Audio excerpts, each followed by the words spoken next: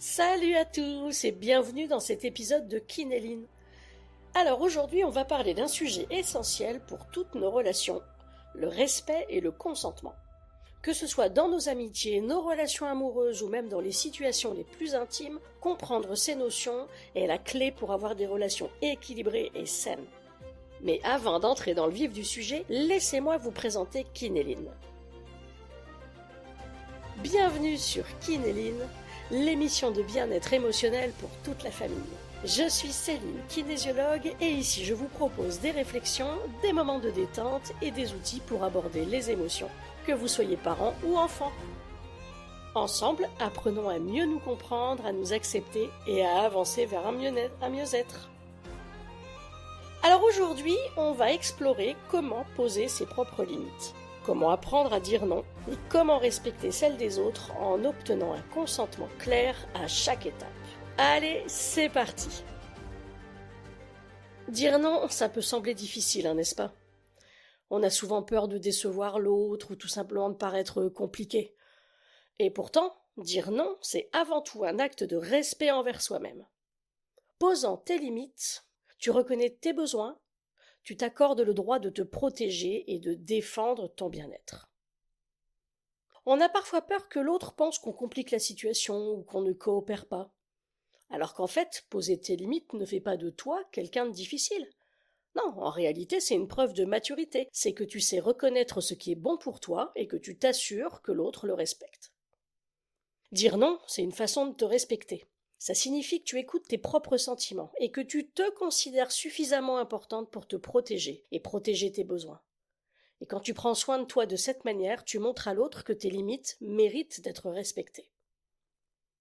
Alors imagine que tu sois avec quelqu'un que tu apprécies vraiment beaucoup, et cette personne commence à vouloir aller plus loin physiquement.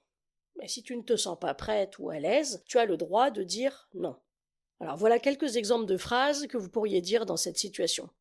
Je suis pas prêt ou je suis pas prête pour ça. J'aimerais qu'on prenne notre temps. Ou alors, ça me met un peu mal à l'aise. Est-ce qu'on peut s'arrêter là pour l'instant? Ou encore, j'ai besoin de plus de temps avant de me sentir à l'aise avec ça. Poser des limites avec clarté et respect te permet de mieux te protéger aussi bien physiquement qu'émotionnellement. Oui, parce que poser ses limites, c'est se protéger. Quand tu dis non, tu protèges tes besoins.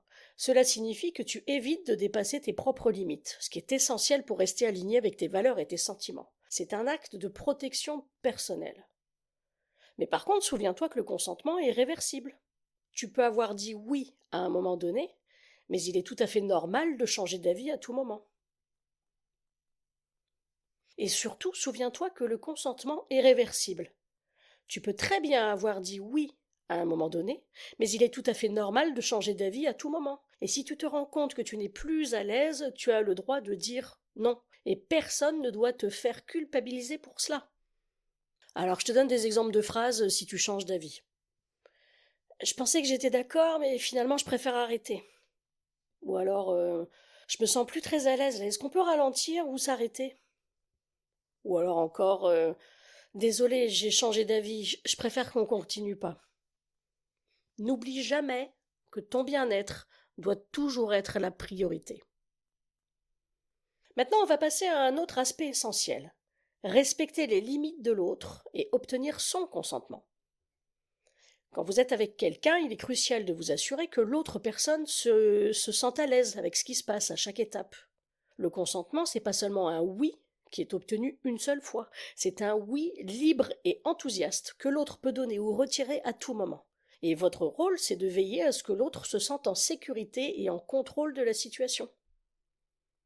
Par exemple, si vous souhaitez entrer en contact avec quelqu'un ou créer un contact physique plus intime avec quelqu'un, comme un câlin, un baiser ou tout autre geste, il est essentiel de demander clairement son consentement. Alors voilà des exemples de phrases que vous pouvez utiliser. Est-ce que t'es d'accord si je fais ça? Ou alors, t'es libre d'accepter ou de refuser, hein. Moi, je veux que tu te sentes à l'aise avec ce qui se passe. Et si l'autre personne refuse, il est important de le respecter. Par exemple, vous pourriez dire ouais, d'accord, je comprends, je respecte ton choix. Ou merci de m'avoir dit ce que tu ressens, je veux surtout pas te mettre mal à l'aise. Et même si cela vous déstabilise, il est primordial de respecter cette décision sans insister. La communication non violente, c'est une excellente manière d'instaurer un climat de respect et de bienveillance.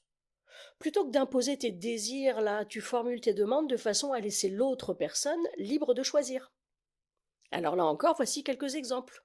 Je me sens bien avec toi, mais je veux être sûre que toi, tu te sens à l'aise aussi. Ou alors, dis-moi si tu préfères qu'on arrête ou qu'on prenne plus de temps. Tu vois, ce genre de phrase et ce type de communication, ça crée un espace où l'autre peut s'exprimer et poser ses limites sans pression.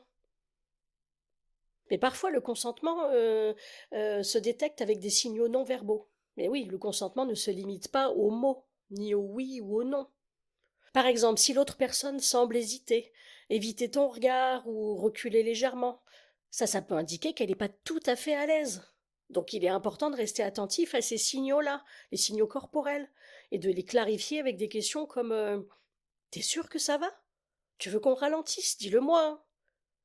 Ou alors si tu veux qu'on arrête, on peut tout à fait faire une pause et prendre notre temps. Écouter les signaux non verbaux, c'est tout aussi important que d'écouter les mots. Et quand il s'agit de sexualité, le consentement devient encore plus essentiel. Chaque étape doit se faire avec le consentement mutuel des deux personnes. À chaque instant, il est primordial de s'assurer que chacun est à l'aise et que tout se déroule dans un climat de respect.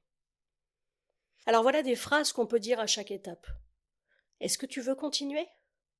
Si tu veux qu'on ralentisse ou qu'on arrête, c'est totalement ok, hein, tu me le dis. Ou alors, on peut s'arrêter là, hein, si tu préfères. Et si l'un des deux n'est plus à l'aise, il est essentiel de respecter cette décision immédiatement et sans insistance. Alors voilà encore les phrases que tu pourrais dire lorsque l'autre personne demande d'arrêter. Ah oui, je comprends. Oui, oui, on arrête. Bien sûr. Ou alors, merci de m'avoir dit ce que tu ressens, c'est important. Ou alors, oui, pas de souci, on prend tout le temps qu'il faudra, t'inquiète pas. Il est essentiel de réconforter l'autre en lui montrant que tu respectes son besoin, même si cela te déstabilise ou te frustre sur le moment. Alors pour conclure, on peut dire que le consentement et le respect sont les fondements de toutes les relations saines, qu'elles soient amicales, amoureuses ou sexuelles, et savoir poser ses propres limites et respecter celles des autres est essentiel pour bâtir des relations équilibrées et basées sur la confiance mutuelle.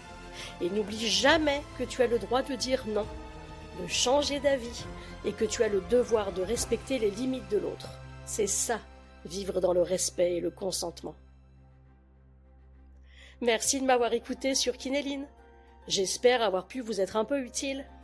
Pensez à vous abonner pour ne pas manquer les prochains épisodes et laissez un petit like ou un commentaire si ça vous a plu. Vous pouvez aussi me retrouver sur céline-kinésiologie.fr ou sur Facebook à Céline-kinésiologie. N'hésitez pas à partager cet épisode autour de vous et on se retrouve très vite.